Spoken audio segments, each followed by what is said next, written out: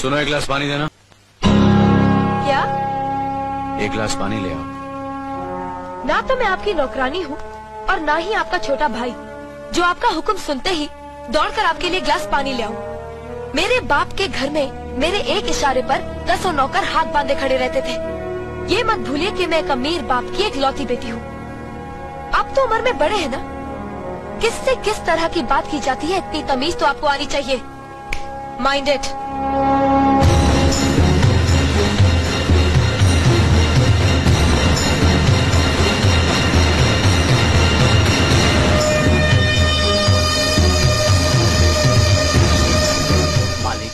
छोटी बहू की बात का बुरा मत मानना, नादान है, बच्ची है।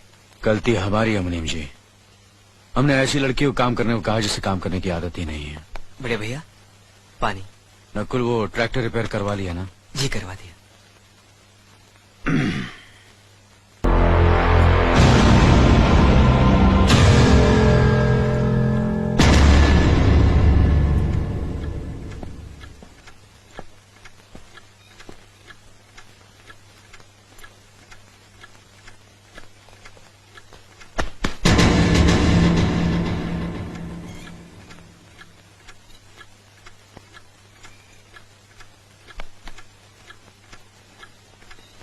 इसे मैं फेंक देता हूँ बड़े भैया, आप जाइए। मुनीम जी, जो राम प्रसाद की बेटी की शादी के लिए जेवर देने के लिए कहा था, भिजवा दिया? जी हाँ मालिक। शहर में रहकर यही बदतमीजी और ओछी हरकतें सीखी आपने? अपने से बड़ों का लिहाज करना नहीं आता आपको? किससे कह रहे हो तुम? आपसे कह रहा हूँ। औरत पैदा हुई है तो औरत की तरह रहना सीखे। मीना। नकुल, तुम अंदर जाओ।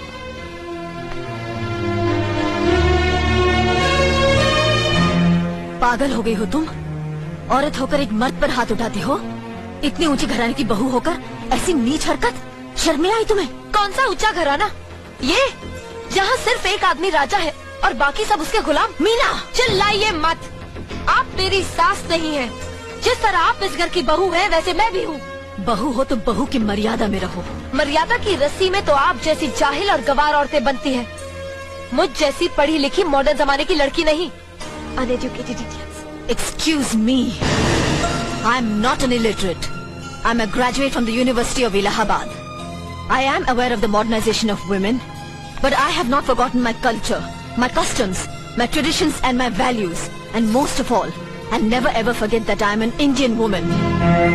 मॉडर्न जमाने की औरत भी औरत ही होती है। उसे भी मर्द ही ब्याह कर ले जाता है, मर्द को ब्याह कर वो नहीं ले जाती। जमाने ख्याल और लिबास बदल देते हैं, औरत की शरीर की बनावट नहीं। लोग तुम्हारे ख्याल की लड़कियों को लज्जत का सामान भले ही समझते हो, इज्जत के काबिल कोई नहीं समझता। इज्जत आज भी उन्हीं औरतों की होती है जिनकी आंखों में हया हो, लाज हो, शर्म हो। हम नहीं कहते कि तुम बंदिशों में रहो, लेकिन अपने दायरे की सीमा को मत भूलो। लड़की जब अपने माँ बाप के घर होती है तब उसके कांधों पर अपने ही घर की इज्जत का बोझ होता है, लेकिन जब वो बहू बनकर ससुराल जाती है तब उसके कांधों पर एक नहीं 2 परिवारों की इज्जत का बोझ होता है। आज जिस तरह तुमने नकुल को तमाचा मारा है, अगर उसी तरह उसका भी हाथ उठ जाता तो तुम्हारी क्या इज्जत रह जाती? कभी सोचा तुमने? क्या बात है मीना?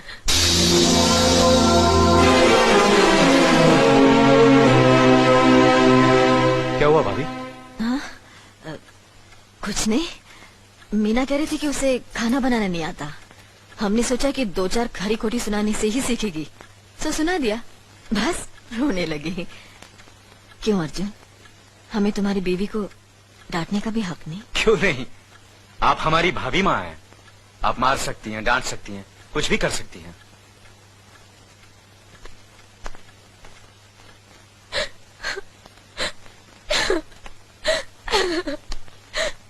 मैंने भूल की जो मैं इन लोगों के बीच आ गई। मेरी तो इस घर में कोई इज्जत ही नहीं है। जब देखो तो सब मेरी इंसल्ट करते रहते हैं। मैं कब से रो रही हूँ, तुम पूछ भी नहीं रहे हो कि मैं क्यों रो रही हूँ। बेकार हो रही है तो कौन पूछेगा? अच्छा, तो मैं तुम्हारे लिए और इस घर के लिए बेकार हो गई हूँ।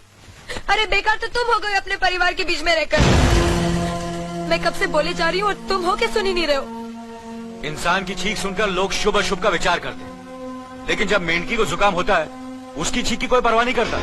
ये मत भूलो कि जब मेंढकी चिल्लाती है तो आंधी और तूफान आते हैं। आंधी और तूफान आएंगे तो उसका नतीजा तुम्हें ही भुगतना पड़ेगा। तो फिर ठीक है, अब मैं तुम्हारे साथ तब भी रहूंगी जब तुम मेरे साथ मेरे डैडी के घर रहोगे।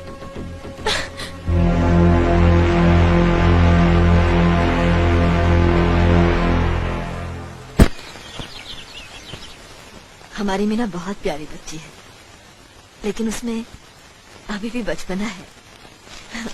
हमारे तौर तरीकों को नहीं जानते है ना, लेकिन आस्ता आस्ता हम उसे सब सिखा देंगे।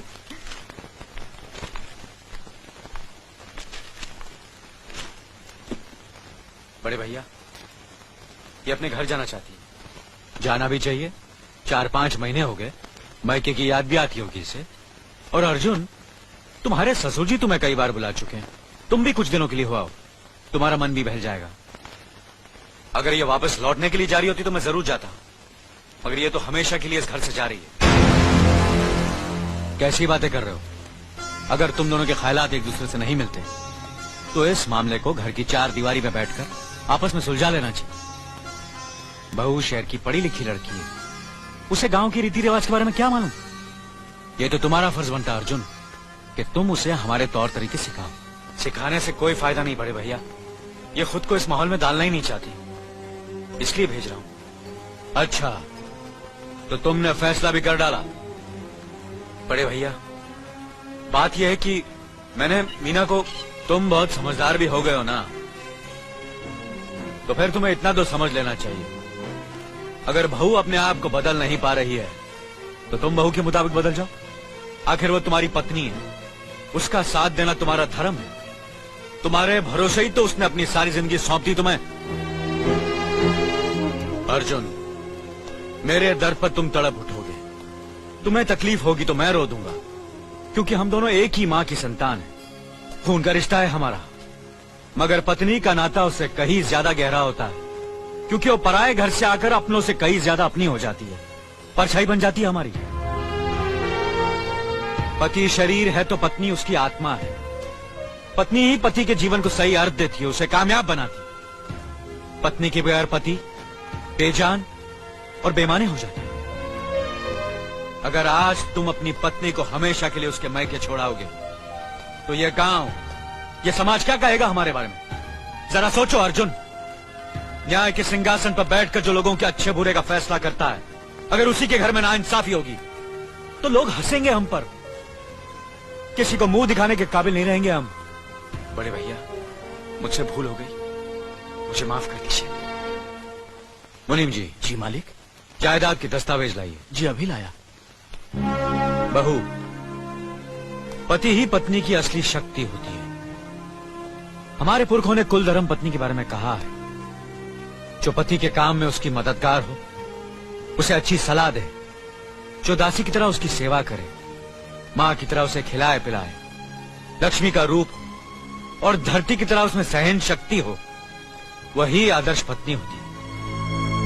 औरत की सोच मर्द का मुकद्दर बनाती है। वो जब बनाने पर आती है तो कुटिया को महल कर देती है, और जब बिगाड़ने पर उतरती है तो महल को मिट्टी का ढेर बना देती है। मालिक, ये जायदाद के दस्तावेज हैं। हमारी जमीन जायदाद कहां कहां है और कितनी है, उसका हिसाब किताब ना बाबूजी को मालूम था, ना हम तीनों भाइयों को मालूम है। बहू, तुम पढ़ी लिखी हो, आज से इसका हिसाब किताब तुम देखोगी। लक्ष्मी जी। अपनी चाबियों का गुच्छा और ये कागजात बहू को दे दो।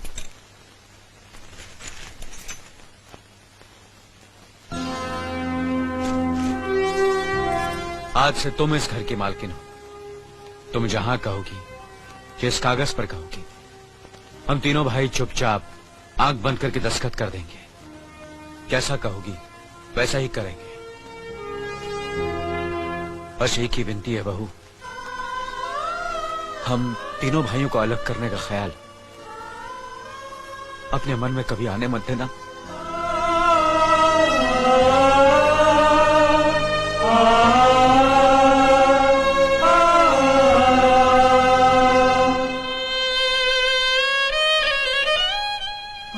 किया तुमने बहू, बहुत अच्छा किया। इनकी आंखों में आंसू देखने की हमने सपने में भी उम्मीद नहीं की थी, लेकिन तुमने हमें दिखा दिया। बहुत अच्छा किया तुमने, बहुत अच्छा किया।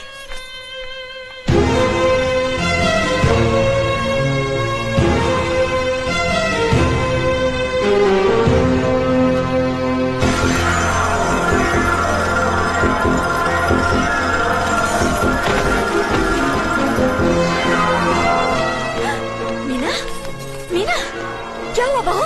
मीना, मनी जी जल्दी से डॉक्टर को बुलाइए।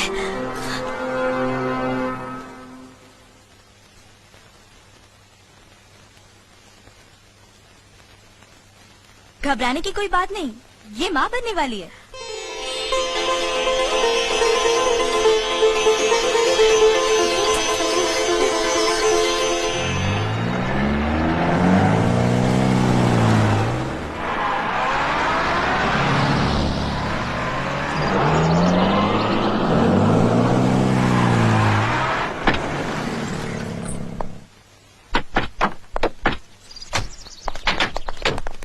आप लोग यहीं ठहरिए, मैं ठाकुर साहब से मिलकर आता हूँ।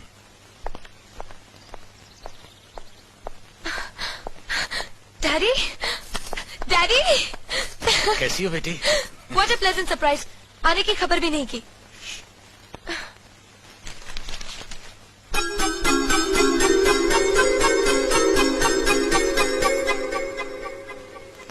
ठाकुर साहब, पाए लागू। समधी जी, आप अचानक यहाँ कैसे? तशरीफ रखिए, बैठिए ना। आपके बराबर बैठने की मैंने कभी गुस्ताखी नहीं की, तो आज कैसे करूंगा? बहुत दिनों बाद हम लोग मिल रहे हैं। कहिए, आपका कारोबार कैसे चल रहा है? आपकी कृपा और आशीर्वाद से ठीक ही चल रहा है। दिल्ली में इंडस्ट्रीज मिनिस्टर के साथ कब की अपॉइंटमेंट ली है? कल सुबह 11 बजे सर। इनकम टैक्स केस का? वकील ने कहा है कि 15 तारीख की हियरिंग में मामला क्लियर हो जाएगा। आज एक्सपोर्ट का माल जापान के लिए जहाज से रवाना हो जाएगा ना? जी हाँ सर। नमस्ते ठाकुर साहब। नमस्ते नमस्ते नमस्ते।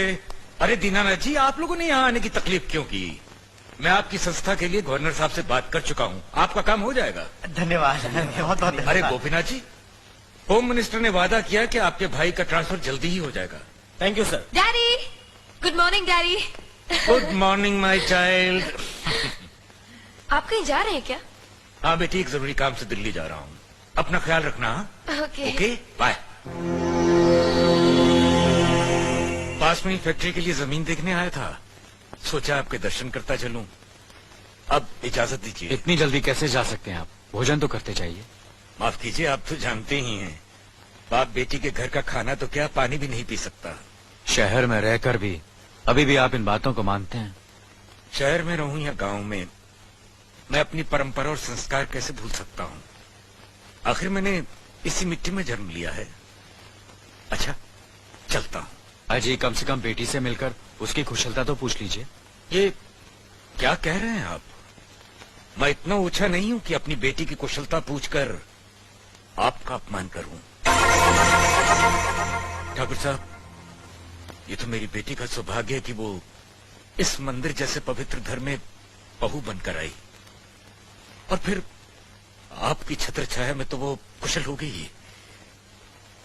राम राम। राम राम। बेटे, जिस तरह तुम मैके में चहकाती रही हो ना, वैसे ही अपनी ससुराल को भी महकाती रहना। जी।